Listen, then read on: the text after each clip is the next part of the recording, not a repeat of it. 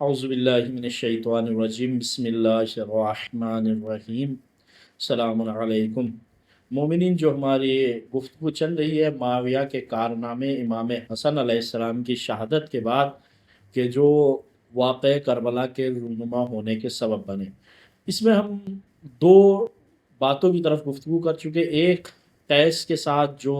معاویہ نے رفتار کی اس میں گفتگو کر چکے، پھر اس کے بعد جو ابن عباس کے ساتھ بحث و مباحثہ ہوا معاویہ کا، اس کے بارے میں ہم گفتگو کر چکے۔ اب انشاءاللہ آج ہم وہ گفتگو کریں گے۔ دیکھیے، یہ ایک طولانی روایت ہے کہ جس میں ہم 2 دن 2 درسوں میں اس کا مختصر تعارف کرا چکے۔ اب بھی وہ روایت باقی ہے، میں اس کا ریفرنس یہاں ابتدا میں دے دیتا ہوں۔ یہ کتاب سلیم ابن قیس ہلالی کی جلد نمبر 2 صفحہ نمبر 777 سے یہ حدیث شروع ہوتی ہے اور مسلسل 10 12 15 صفحے کے اندر یہ حدیث ہے وہاں پر۔ اور اسی طرح یہ حدیث بیاہر الانوار کی جلد نمبر 33 میں صفحہ نمبر 173 کے اندر یہ حدیث تفصیل کے ساتھ یہ روایت موجود ہے۔ جو قارئین وہاں سامعین طولانی مطالعہ کرنا چاہتے ہیں اس گفتگو کا، وہاں جا کر مطالعہ کر سکتے ہیں۔ تو انشاءاللہ آج ہم اس کے تیسرے حصے میں وارد ہوں گے۔ وہ یہ ہے کہ ایک خط اس نے زیاد بن ابی کو لکھا، کہ جو مخفی طور پر لکھا، لیکن چونکہ وہ ایک ایسے شخص کے ہاتھ میں لگ گیا کہ جو شیعان علی علیہ السلام میں سے تھا، تو لہٰذا اس مخفی خط کو جو آشکار جو 8 باتیں سخت جو ہے معاویہ نے زیاد بن ابی کو لکھ کر بھیجی ہیں، اس کا خلاصہ کچھ اس طریقے سے جو مثلا آپ کے سامنے انشاءاللہ بیان کریں گے۔ اور اس میں اس کو بڑی شدت سے شیعان علی علیہ السلام کے ساتھ سختی کرنے کی تاکید کی گئی ہے۔ تو بہرحال یہ 8 باتیں کہ جس میں سب سے پہلی چیز جو لکھی کہ تو یمن کے لوگوں کے ساتھ ظاہر میں تو نیکی کر، لیکن باطن میں انہیں ہمیشہ نقصان پہنچاتا رہا ہے، ان کے ساتھ سختی کے ساتھ برتاؤ کر۔ چونکہ کچھ یمن کے لوگ اہل بیت علیہ السلام کی طرف مائل تھے، ان کی محبت کرنے والے تھے، تو لہٰذا ظاہر میں کہا کہ ان کے ساتھ احسان کر تاکہ وہ ہمارے والے آنے کے بعد جو ہے ہمارے قریب آ جائے۔ چونکہ دیکھیے گا اس وقت جو سخت ترین شیعہ اس زمانے میں مانے جاتے تھے وہ کوفہ اور بصرے کے تھے۔ باقی کوئی انہوں نے اپنی مال دولت اپنے جو اس کے ذریعے سے یا اپنے خوف کے ذریعے سے اپنی طرف کر لیا تھا، لیکن جہاں سب سے زیادہ قتل و غارت کی گئی ہے وہ بصرہ اور کوفے کے اندر۔ جو سب سے زیادہ مضبوط شیعہ تھے اس زمانے میں وہ بصرہ اور کوفہ کے اندر تھے، کہ جو مولا علیہ السلام کے جو بڑے محب اور بڑے یعنی کہ یہ سچے اور پکے شیعہ تھے، کہ جو اپنے سب کچھ قربان کرنے کے لیے علی اور اولاد علیہ السلام کے لیے تیار تھے۔ تو لہٰذا پہلی جو شرط اس نے لکھی کہ یمن والوں کے ساتھ ظاہراً احسان کر، لیکن اندر انہیں نقصان پہنچاتا رہے۔ دوسرا چیز کیا کہ اس نے کہا کہ عربوں کو تمام لوگوں کے اوپر برتری دے، اس لیے کہ چونکہ دیکھیے گا یہ ایک عربوں کی پہلے سے ہی ایک سیاست رہی ہے، وہ اپنا آپ کو سب سے زیادہ برتر سمجھتے تھے، اس کے علاوہ دوسروں کو وہ عزت کی نظر سے نہیں دیکھتے تھے۔ اگر آپ یہ لفظ بھی دیکھے جائیں تو غیر عرب کو وہ عجم کہہ کے خطاب کرتے ہیں، یعنی عجم گونگا، کہ جو بولنا نہ جانتا ہو وہ غیر عرب، یعنی عرب کے علاوہ آپ کوئی بھی کسی کو بھی وہ قبول نہیں کرتے تھے کہ وہ بولنا جانتا ہو۔ تو لہٰذا اس نے کہا کہ جو آپ جو عرب کے لوگ ہیں اور دوسرے جو عجمی لوگ ہیں ان کے درمیان میں تو امتیاز کا قائل ہو، اور عمر بن خطاب کی طرح رفتار کر، اس لیے کہ تو حکم دے یہ کہ یعنی عرب کسی بھی غیر عرب کی لڑکی سے شادی کر سکتا ہے، اسے اپنی بہو بنا سکتا ہے، اپنی بیٹے کے گھر میں لا سکتا ہے، اپنی زوجہ بنا سکتا ہے، لیکن کسی عجم کو حق نہیں ہے کسی عرب عورت کو لے سکے۔ اس کو رسمی طور پر اپنی حکومت کے اندر جاری کر۔ یہ زیاد بن ابی کو دوسری جو شرط اس نے لکھ کر بھیجی تھی۔ اور تیسری، جبکہ دیکھیے گا مثلا یہ جو اشارہ کیا اللہ کے رسول نے آ کر کہا کہ نہ کوئی عجمی ہے، نہ کوئی عربی ہے، نہ کوئی کالا ہے، نہ کوئی گورا ہے، کسی کو کوئی امتیاز ہے ہی نہیں، صرف تقوی کا امتیاز ہے۔ تو لہٰذا یہ کہہ رہا ہے کہ یہاں پر عجم اور عرب کے درمیان تجھے امتیاز رکھنا ہے، عربوں کو اوپر بلندی عنایت فرمانی ہے اور عجموں کو ہمیشہ ذلیل اور خوار کرنا ہے۔ اور تیسری چیز بات کیا کری، کہا کہ اللہ نے بنی ہاشم سے اس حکومت کو چھین لیا، تو لہٰذا اب یہ حکومت بنی امیہ کے ہاتھوں سے باہر نہیں جانی چاہیے۔ حتیٰ کہ ابو سفیان نے کا بھی یہی جملہ تھا کہ اب اس حکومت کو، اس خلافت کو بول کی طرح آپس میں بنی امیہ اپنے درمیان میں گھماتے رہیں، اسے دوسرے کے ہاتھ میں جانا نہیں چاہیے۔ تو لہٰذا تیسری بات یہ جو ہے معاویہ نے زیاد بن ابی کو لکھی۔ اور چوتھی بات کہا کہ لوگوں کے درمیان میں تو اس نے شائع کیا ہی تھا کہ مظلوم جو ہے عثمان قتل کیا گیا، تو لہٰذا کہتا ہے کہ چونکہ عثمان مظلوم قتل ہوا ہے تو لہٰذا ہم اس کے ولی ہیں، چونکہ دیکھیں اگر دیکھا جائے تو عثمان اور یہ سب جو ہے ایک ہی خاندان سے تھے، سب کا تعلق ایک ہی تھا، تو لہٰذا ہم اس کے ولی ہیں، اسی کی خون خواہی کے لیے، انصاف کے لیے ہم کھڑے ہوئے ہیں۔ اور چونکہ یہ دیکھیے اسی کے نام پہ جنگ جمل ہوئی ہے، اسی کے نام پر جنگ صفین ہوئی ہے، یہ تمام ہزاروں لاکھوں مسلمانوں کا قتل اسی کی بنیاد پر ہوا ہے کہ جو معاویہ نے فتنہ بلند کیا تھا عثمان کے نام پر۔ تو اب پانچویں شرط جو لکھ کر بھیجتا ہے، کہا کہ عمر بن خطاب نے خون یعنی غلاموں اور عجم کے دیے کے اندر فرق کیا تھا، یعنی جو اگر عرب ہے تو اس کی دیہ زیادہ ہونی چاہیے، اور اگر عجم ہے اس کی کم ہونی چاہیے، نصف ہونی چاہیے۔ کہ جو بھی تجھے موقع ملے غیر عجم کو اور غلاموں کو جتنا ذلیل کر سکتا ہو اتنا ذلیل کر، تجھے یہ اختیار ہے، یعنی یہ چیزیں اس کی طرف لکھ کر بھیجی گئی۔ اور چھٹی جو شرط اب دیکھیے گا، جو اصل زیاد بن ابی کو یعنی جو ظلم کی طرف ابھارا ہے، وہ چیز کیا ہے، وہ چھٹی شرط کیا لکھ کر بھیجی ہے، بڑی عجیب شرط ہے، کیونکہ مسئلہ اب تک زیاد کو جو پکارا جاتا تھا، اس کی کنیت جب اس کو کہا جاتا تھا، باپ کا نام لیا جاتا تھا، کہتے ہیں زیاد بن ابی،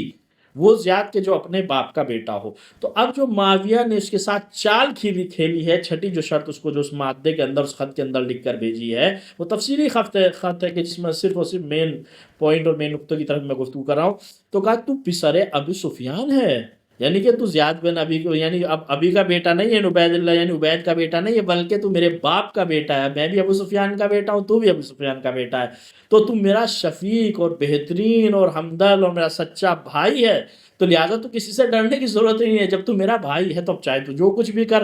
اب جو اور اس کے بعد جو ساتویں بات لکھتا ہے کہ ہاں جو بھی تجھے کوئی عجم پہنچے تیرے ساتھ، تجھے ملے تو اس کے ساتھ جتنا ہو سکے پوری اس کے ساتھ عمل اختیار کر، اس کے حق کو پامال کر، اسے امنیت نہ دے، اس کے اوپر جتنا ظلم ہو سکے ظلم کر، اس لیے کہ تو اب غلام نہیں رہا ہے، اس لیے کہ تیرا باپ جو ثقیف کا غلام تھا جو ہے، اب تو اس خاندان سے رابطہ نہیں، بلکہ تو میرا بھائی ہے، ابو سفیان کا بیٹا ہے، تو لہٰذا اب تو کسی کے قید و بند میں نہیں ہے، بلکہ اب تو جتنا ہو سکے غیر عرب کے اوپر ظلم و زیادتی بڑھا سکتا ہو اتنی ظلم و زیادتی بڑھا۔ اور کہا کہ یہ جو بنی ہاشم کا دوسروں کے ساتھ جو نرم رویہ تھا، ان کے ساتھ اچھائی سے پیش آتے تھے، ان غیروں کا عجم اور عرب میں کوئی فرق نہیں کرتے تھے، ہر ایک کے ساتھ اچھا سلوک کرتے تھے، کہ بنی ہاشم سے حکومت چھننے کا یہی سبب بنا۔ چونکہ دیکھیے اگر آپ تاریخ میں جائیے گا کہ بنی ہاشم میں رسول خدا صلی اللہ علیہ وسلم نے یا مولا علی علیہ السلام نے، امام حسن نے عرب و عجم میں کوئی فرق کیا ہی نہیں، وہی نعرہ جو بلند کیا تھا، چونکہ سب سے پہلے اگر دیکھا جائے کہ جو اسلام کی طرف آئے ہیں وہ سب سے زیادہ آنے والے کی تعداد وہ غلام لوگ تھے کہ جو پسماندہ تھے، جسے اسلام نے عزت کی نظر سے دیکھا، بلندی عنایت فرمائی، تو لہٰذا اس نے شدت سے کہا کہ یہی سبب بنا کہ جو بنی ہاشم کے ہاتھوں سے حکومت نکل گئی اور اب یہ ہمارے ہاتھوں میں حکومت آ گئی۔ کہ اب جیسے ہی زیاد بن ابی نے اس نامے کو پڑھا، اسے فوراً پھینکا، اور پھینکنے کے بعد کہتا میرے اوپر لعنت ہو، میں کیسے مذہب کے اندر داخل ہو گیا اور کتنے اچھے مذہب سے نکل کر آ گیا۔ یعنی کیا کہتا ہے کہ میں علی کو چھوڑ کر اس معاویہ کے پاس آ گیا، کہا میں شیطان کے ہاتھوں میں گرفتار ہو گیا، اور کہا میرا وہی حال ہوا کہ جو شیطان کا ہوا، تکبر کی بنیاد پر میں اس نے آدم کو سجدہ نہیں کیا تھا، یہاں میں عرب و عجم کی لڑائی میں تکبر کی بنیاد پر اب اس منزل پر پہنچ گیا کہ معاویہ نے مجھے یعنی کہ معاویہ کا مجھے ساتھ دینا پڑ رہا ہے، اتنے ظلم کے لیے مجھے آمادہ کر رہا ہے۔ تو لہٰذا یہ شرطیں معاویہ نے زیاد بن ابی کو لکھ کر بھیجی کہ جو اتنا ظلم و جور جس نے پورے عرب کی سرزمین پر پھیلا دیا، اور زیاد ہی انشاءاللہ آگے بھی ہم اس کی گفتگو فرمائیں گے، چونکہ زیاد بن ابی کا ہمیں بھی تذکرہ کرنا بس اشارتاً، چونکہ یہ اس سے پہلے مولا علی علیہ السلام کی فوج کا گورنر تھا، تو لہٰذا شیعان علی علیہ السلام کو جانتا تھا، اب اس نے چن کے شیعان علی علیہ السلام کا قتل و عام اور قتل و غارت کیا ہے، حتیٰ کہ یہ مجبور ہو گئے شیعان علی علیہ السلام، پورے شہر کے شہر، گاؤں کے گاؤں، قریہ کے قریہ خالی ہو گئے، کہ جہاں شیعان علی علیہ السلام کا نام تک باقی نہیں رہا۔ اس نے وہ ظلم اور جور کیا ہے، کوفہ اور بصرہ کے اندر چن کر ان کو قتل کیا، کسی نے غار میں، کسی نے پہاڑوں میں، کسی نے صحرا میں جا کر پناہ لی ہے۔ حتیٰ آپ دیکھیے کہ جو اب اس نے جو اپنا دوسرا جو ایک خط اور لکھا، اس کے اندر جو ظلم کی طرف اشارہ فرمایا ہے، اس میں اس نے لکھا اپنے تمام حاکموں کو، یہ تو مخصوص تھا زیاد بن ابی کو اس نے جو خط لکھا، لیکن جو اپنے اپنے اس کے اکثر گورنر تھے جو اس کو مال تھے، اس نے جو خط لکھے ہیں اس کو، کہ جو ایک طولانی خط ہے وہ بھی اسی ہلال کیسے ہلالی کی کتاب کے اندر موجود ہے اور بہار الانوار کے اندر بھی موجود ہے، اسی میں سے 2 یا 3 جملے میں آپ کے سامنے پڑھ کے سناتا ہوں۔ انظر من اقامت علیہ البینۃ انہ یحب علیا، کہا کہ تو اس کے بارے میں دیکھ کہ جس کے بارے میں دلیل قائم ہو جائے کہ یہ علی علیہ السلام سے محبت کرتا ہے، واہل بیت ہی، اور اس کے اہل بیت سے محبت کرتا ہے، فَمْعُهُ مِنَ الدِّیوان، کہا کہ جو لوگوں کو ان کے حقوق دیے جاتے ہیں، مانا اس دیوان کے اندر سے، اس دفتر کے اندر سے، اس کاپی کے اندر سے ان کے نام کو مٹا دے، اور کیا کرے، وَأَسْقَطُوا عَطَاءَهُ رِزْقَهُ، اب انہیں دینا بند کر دے، بخشش بالکل ختم کر دے، حتیٰ ان کے رزق کے اوپر پابندی لگا دے، انہیں کچھ دولت کی طرف سے، حکومت کی طرف سے انہیں کچھ نہ ملے۔ وَمَنْ اتَّهَمْتُمُوهُ بِمُوَالَاةِ هَؤُلَاءِ الْقَوْمِ، اور حتیٰ کہ یہ نہیں کہ تیرے لیے دلیل قائم ہے، حتیٰ کسی کے بارے میں گمان بھی ہو کہ یہ علی سے محبت کرنے والا ہے، ایسے خاندان سے محبت کرنے والا ہے، اولاد علی علیہ السلام سے محبت کرنے والا ہے، وَلَمْ تَقُمْ عَلَيْهِ بَيِّنَةٌ، حتیٰ اس کے اوپر دلیل بھی قائم نہ ہو، ثابت بھی نہ ہو کہ شیعہ علی علیہ السلام یا ان کی اولاد سے محبت کرنے والا ہے، فَقْتُلُوهُ، بس اسے تو قتل کر دے، تجھے صرف اتنا پتہ لگے، اتنا احتمال ہو، اتنا شک بھی ہو کہ یہ علی اولاد علی اور اس کے خاندان سے محبت کرنے والا ہے، تو تجھے اختیار ہے ان کو قتل، یعنی تمام اپنے عمال کو یہ باتوں کو لکھا کہ تمہیں اختیار ہے، اس کو قتل کر دو۔ تو اب جب یہ نامے، جب یہ خط تمام عمال کو اس کی حکومت کے اندر پخش کیے گئے ہیں، تو اس کے اندر ماحول کیا بنا ہے، کہا کہ جیسے ہی یہ نامے اب تمام پہنچے ہیں تو اب شیعہ علی علیہ السلام کا قتل و غارت شروع ہوا، پورے کے شہر خالی ہو گئے، زندانوں سے بھر دیا گیا، ان کی گردنیں کاٹ دی گئی، ان کو گھروں کو لوٹ لیا گیا، ان کے اسباب کو لوٹ لیا گیا، ان کے بچوں کو مار دیا گیا۔ اب یہ ماحول پیدا ہو گیا کہ حتیٰ کہ جو 2 شیعہ علی علیہ السلام تھے، اگر آپ اپنے درمیان میں کوئی بات کرنا چاہتے تھے تو اگر وہ بات کرنی ہوتی تھی تو ایسے مجمع عام میں بات نہیں کرتے تھے، بلکہ پہلے اپنے گھر کے خود افراد کو بھی، دیکھیے گا مثلا ماحول کتنا سنگین اور کتنا خطرناک اور کتنا جو ہے خفقان والا ہو گیا تھا کہ حتیٰ اپنے بچوں کو، اپنی زوجاؤں کو، اپنے غلاموں کو گھر سے باہر نکالتے تھے، گھر کا دروازہ بند کرتے تھے، ایک دوسرے کو قسم دیتے تھے، تب جا کے وہ عہد و پیمان لینے کے بعد آپس میں گفتگو کرتے تھے۔ ایک ایسا ماحول مثلا بنا دیا تھا خوف کا کہ جہاں شک بھی ہوتا تھا کہ یہ شیعہ علی علیہ السلام ہے تو اس کی جان اب محفوظ نہیں تھی، اسے قتل کرنے سے کوئی بچا نہیں سکتا تھا۔ کہا کہ اب جب یہ ماحول تھا تو ایسے ماحول میں کیا تھا، ادھر دوسری طرف تمام کو جو حکم دیا جا رہا تھا، ادھر سب کو حکم دے کر تمام قاضیوں کو، تمام مسجد کے امام کو، تمام مکتب کے استادوں کو، تمام کو یہ کہا جاتا اور شائع کیا جاتا اور ان سے حکم کیا جا رہا تھا کہ جتنا ہو سکے علی اور اولاد علی اور خاندان علی پہ تمہیں تہمت لگائی جا سکتی ہو، اتنی تہمت تم خاندان علی اور اولاد علی کے اوپر لگاؤ، اور جب کہا جو جتنا ہو سکے بنی امیہ کے بارے میں فضائل کو بیان کرو اور لوگوں کے بارے میں شائع کرو کہ عثمان کو علی ہی نے قتل فرمایا تھا اور حضرت عمر، حضرت ابوبکر سے علی علیہ السلام بیزار تھے، ان سے دشمنی رکھتے تھے، یہ لوگوں کے درمیان میں شائع کرو۔ تو کہا جب ایسا ماحول بنا دیا گیا تھا کہ مولا علی علیہ السلام کے بارے میں ایسا ماحول، لوگوں کے دلوں کے اندر دشمنیاں پال دی گئی تھی، بچوں کے ذہن میں زہر گھول دیا گیا تھا، بڑوں کے ذہن میں خون گھول دیا تھا، تو اب ایسا ماحول ہو گیا۔ دیکھیں کتنی شرم کی بات ہے کہ جنہیں اللہ نے رحمت کا وسیلہ بنا کر بھیجا، جنہیں کرامت کا وسیلہ بنا کر بھیجا، قرآن جن کی سخاوتوں کا قصیدہ پڑھتا ہوا نظر آئے، جن کی قربانیوں کو دیکھتا ہوا نظر آئے، خدا نے جن کو نمونہ بننے کے لیے آئیڈیل بنا کر بھیجا تھا، جن کی محبت کو قرآن مجید میں واجب کیا قرار دیا تھا، اب ماحول اور دن یہ آ گیا تھا کہ انسان اپنے نام علی ہونے کے اوپر شرم محسوس کرتا تھا۔ جیسا کہ دیکھیے گا اس کتاب کے اندر ایک روایت موجود ہے کہ یہ عبد الملک کے زمانے میں جو حجاج کے پاس یہ پہنچا، یہ شخص کے جس کا نام اس کے ماں باپ نے علی رکھا تھا، کہا کہ اس نے کیا کہا جانے کے بعد، ایھا الامیر ان اہلی اقونی وسمونی علی، میرے گھر والوں نے مجھے عاق کر دیا اس لیے کہ میرا نام علی رکھ دیا، وانی فقیر باعث، میں ایک فقیر ہوں، میں محتاج ہوں، وانا الی صلۃ الامیر محتاج ہوں،